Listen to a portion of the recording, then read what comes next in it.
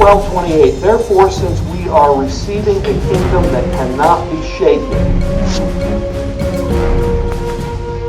let us be thankful and so worshiping God acceptably with reverence and awe. For our God is a consuming fire. When I think about the fire of God, that's one aspect of the God that we serve. He is fire. He is a God that sends fire, and He is fire. And when I think about the whole Bible, when I think about the fire of God, you think about Moses in the burning bush. You think about God's voice and God's direction coming out of the fire. You think about Elijah and the prophets of Baal. You think about God's fire coming down and consuming the sacrifice. You think about Shadrach, Meshach, and Abednego when they wouldn't bow. And the king has the fire hotter by 7 times and throws the boys in. And they were bound when they went in, but did anybody have to untie them when they came out? No. The fire of God took care of that.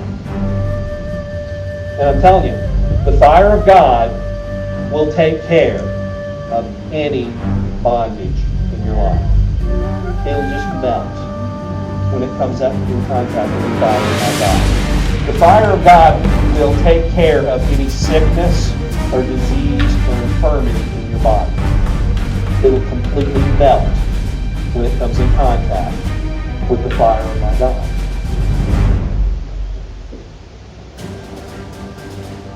And God wants His fire to be in you in such a way, to be kindled in such a way, where when you come in contact with people, they recognize that there's something different. They recognize that there's a fire of God in you that comes out.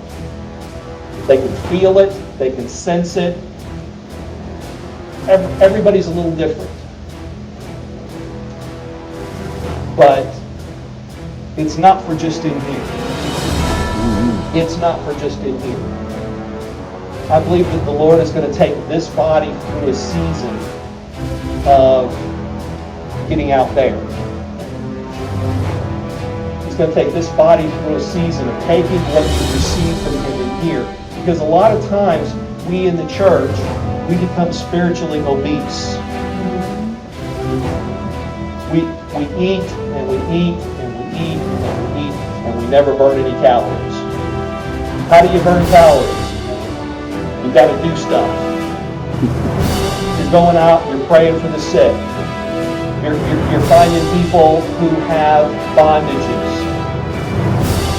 You're drawn to people who are dominated by pornography and whose lives are being destroyed. You're drawn to people whose lives are being destroyed by drugs and alcohol. You're drawn to people whose lives are being destroyed by bipolar disorder, multiple personality disorder. All it takes is one encounter with the fire of God in you and that person's life. And then all of a sudden, you have the problem of where do we fit all these people? We don't have so many chairs.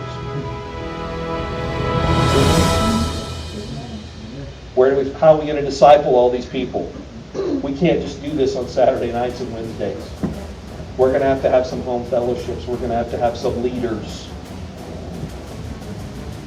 in order to, we're going to have a leader to take 10 people for the next year and take them through Bible because they didn't grow up in church.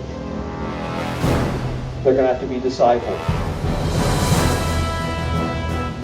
And what are we going to produce? We're going to produce what we are. That's a scary thought. The good, the bad, and the ugly. We're going to produce what we are.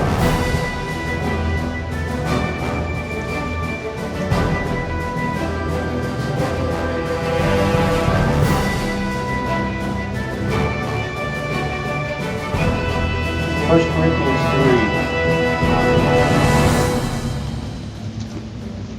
3. If any man builds on this foundation, using gold, silver, costly stones, wood, hay, or straw, his work will be shown for what it is. Because the day will bring it to light.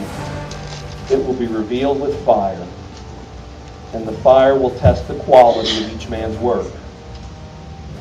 If what he's built survives, he will receive a reward. But if it's burned up, he will suffer loss. He himself will be saved, but only as one who escapes through the flames. So I think a lot of ministries, a lot of churches, eventually will come in contact with the fire of God. God's going to pour out His Spirit on somebody, somewhere, at some time. And I guarantee you this. When He does, I'll be there. There's nothing on this earth that will keep me from running right smack in the middle of it and saying, okay, right here. Because I refuse to be left out